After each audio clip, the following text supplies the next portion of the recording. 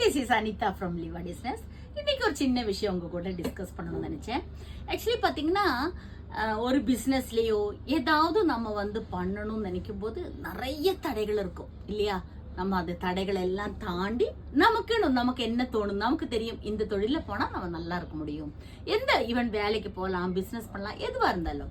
ஆனா இதெல்லாம் தாண்டி நம்ம ஒரு இடத்துல ரொம்ப ஸ்ட்ரகிள் பண்ணி கஷ்டப்பட்டு ஒரு இடத்துல ரீச் ஆன பிறகு நம்மளை பத்தி சூப்பரா பேசுவாங்க, கண்டிப்பா பேசுவாங்க.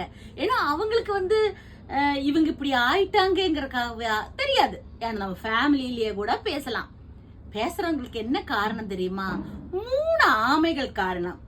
என்னடா அது 3 ஆமைகள்னா, நான் சொல்றேன் பாருங்களேன். முயலாமை, இயலாமை, பொறாமை.